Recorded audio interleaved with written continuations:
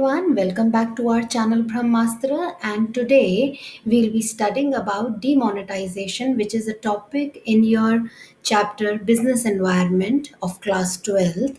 And this topic has been recently added in your syllabus. So let's discuss about it in today's video. Welcome. This topic has been structurized in this pattern. We'll be studying first about the meaning, and then the history, and then the discontinuance, and then benefits and disadvantages. So let's start one by one.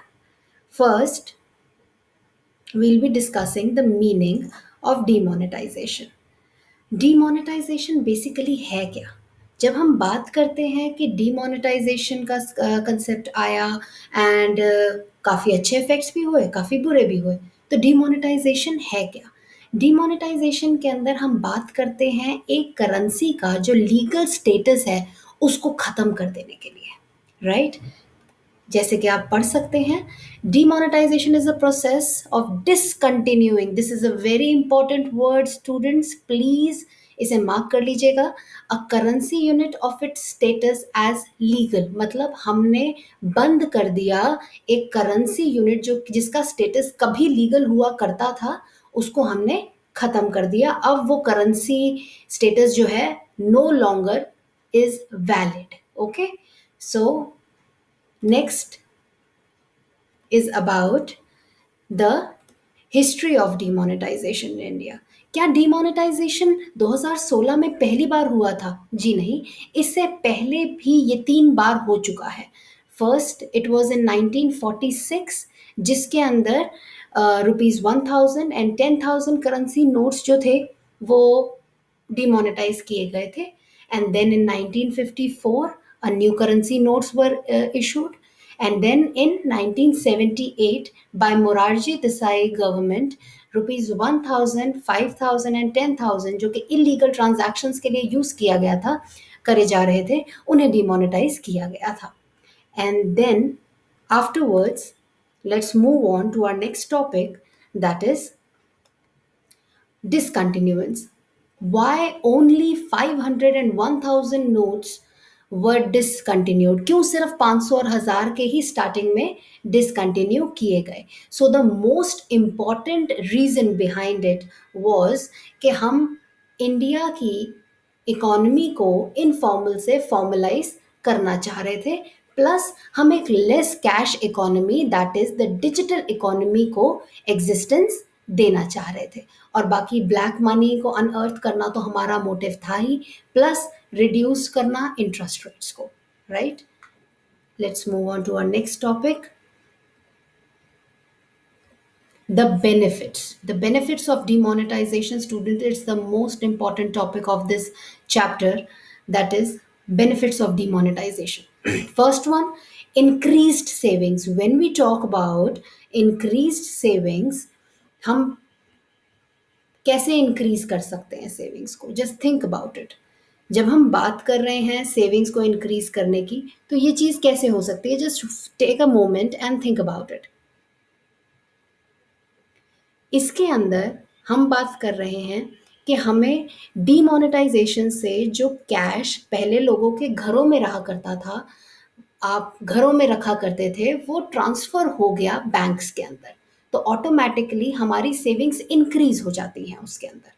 And when it comes to the second part, that is lower lending rates. अब lower lending rates कैसे हो सकते हैं ma'am? क्योंकि जब money जो है वो लोगों से हट करके बैंक्स के पास जाएगा, तो ऑब्वियसली बैंक्स के पास मैनिपुलेट करने के लिए पैसा ज़्यादा होगा. अगर पैसा ज़्यादा होगा तभी तो वो हमें एज अ लोन ऑफर कर पाएंगे, और उससे क्या होगा कि हमारे जो लेंडिंग रेट्स हैं वो कम होंगे, क्योंकि पैसा ऑलरेडी सर्कुलेशन में काफ़ी ज़्यादा है, right? So next one, that is better economy. When we talk about better economy, तो मैंने आपको स्टार्टिंग में ही जैसे कि बताया कि लेस कैश इकोनॉमी होगी, डिजिटलाइज कर पाएंगे हम ट्रांजैक्शंस को, तो in short it will become a digital economy, that is a better economy. Now the next one is curbing anti social activities. Obviously जब हम बात करते हैं एंटी सोशल एक्टिविटीज की, तो अगर करेंसी ज़्यादा है और इलीगल कामों के लिए यूज़ की जा रही है, तो ऑब्वियसली वो हमारे लिए अनसोशल एक्टिविटीज़ की तरफ हमें धकेल रही है। उसे रोकने के लिए डीप मोनेटाइजेशन बहुत ज़रूरी था। नेक्स्ट वन,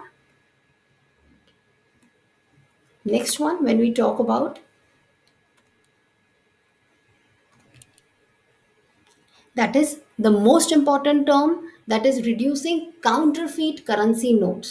अब मैम काउंटरफीट का क्या मतलब है? काउंटरफीट का मतलब ये है कि जब आप एक हूबहू लीगल करेंसी की तरह ही एक अन इन अन इनवैलिड करेंसी को, इलीगल करेंसी को सामने ले आते हैं, जो कि सोसाइटी के लिए मार्केट के अंदर होना बहुत ही ज़्यादा खतरनाक है। इससे फ्रॉडुलेंट एक्टिविटीज़ को बहुत बढ़ावा मिलता है, राइट? सो डीमोनेटाइजेशन ने सबसे ज़्यादा फायदा इन काउंटरफीट करेंसी नोट्स को दिया कि इनको ख़त्म कर दिया गया, जिनका कोई लीगल स्टेटस नहीं था, और इनको फ्रॉडुलेंट एक्टिविटीज़ के लिए मार्केट में लाया गया था, right? So let's move on to our next topic, that is the disadvantages। क्योंकि हर किसी भी टॉपिक के बेटा अगर एडवांटेजेस हैं तो डिसएडवांटेजेस भी होंगे, that's a very common thing. So let's move on to our last topic, that is disadvantages. First one, when we talk about non effective execution. Non effective execution की जब हम बात करते हैं, तो इसका क्या मतलब है कि जब सरकार कोई एक ऐसा स्टेप या कोई ऐसी स्कीम लागू करने का सोचती है, तो ऑब्वियसली उसके इनइफेक्टिव एग्जीक्यूशन के चांसेस थोड़े बढ़ जाते हैं, ड्यू टू द जो हमारी पॉपुलेशन इतनी ज़्यादा है, उस कारण से उसका जो इम्पैक्ट है, जो उसका जिस तरीके से उसको प्रोसीजर से लागू किया जाए, उसके अंदर काफ़ी प्रॉब्लम्स आ सकती हैं। It's a very human thing, वो नॉर्मल सी चीज़ है, right? So it's one of the disadvantages. And secondly, if we talk about withdrawal amounts, a major concern, yes it was a major concern students, क्योंकि जब हम ATMs में जाते थे तो जो लिमिट की गई थी वो 2500 रुपीज़ कर दी गई थी, and when we go to banks तो 10,000। और फॉर अ पर्सन जो कि फैमिली चला रहा है, उसके लिए ये अमाउंट्स थोड़े से अनरीजनेबल थे। तो ये तो एक नॉर्मल प्रॉब्लम है। Now let's talk about the another one, that is the empty ATMs। Yes, this was a major concern, guys। Why? क्योंकि जब हम बात करते हैं empty ATMs की, तो जब हमारे पास करेंसी ही नहीं है, राइट? करेंसी हमें नहीं चाहिए, न्यू करेंसी वी नीड, तो उसके लिए हम एटीएम्स में जा रहे हैं, प्लस हमें पैसा भी चाहिए क्योंकि जो करेंसी हमारे पास होती थी वो अब वैलिड नहीं है, लीगल नहीं है। तो लाइंस जो थी एटीएम्स के बाहर वो बहुत लंबी होने लग गई, जिस कारण से एक तो uneasiness of longer wait hours, and secondly जब आपका नंबर आए तो कई बार money was also not available in the ATMs, right? Next one, cash is an old habit. हमने स्टार्टिंग से एक चीज़ सुनी है अपने पेरेंट्स से कि ना we feel secure, actually it's an human tendency, a human behaviour, कि हम बहुत सिक्योर फील करते हैं जब हमारी जेब में पैसा होता है, राइट? तो हमारे जो पेरेंट्स हैं या उनके जो पेरेंट्स हैं, उनको ये नहीं समझ आता कि कार्ड एक प्लास्टिक का दे दिया, इसका मैं क्या करूँगा, राइट? ये बहुत नॉर्मल सी चीज़ है। So this was the major concern, क्योंकि मेनली लोगों की जो कैश है इट्स एन ओल्ड हैबिट, उनको नहीं छुड़वाया जा सकता। So they need money in terms of mental calmness and एक सस्टेनेबिलिटी, एक स्टेगनेंसी, एक सिक्योरिटी बेसिस पर उनको ये चीज़ ज़रूरी थी। प्लस कई और जगहें हैं इंडिया के अंदर, कई बार प्रॉब्लम्स ये भी आ जाती हैं कि हम कैश नहीं लेके चलिए, हम नहीं लेके जाते, बट हमारे जो कार्ड्स हैं, कई बार कार्ड मशीन्स नहीं चलती, राइट? तो उस सिचुएशन के अंदर we are left with no cash, we can not go anywhere, we can not do anything. So for that security as well we need money. So cash is an old habit, ज़रूरी भी है और काफ़ी हद तक valid भी है, right? So this was the end of our topic and our today's discussion, students. And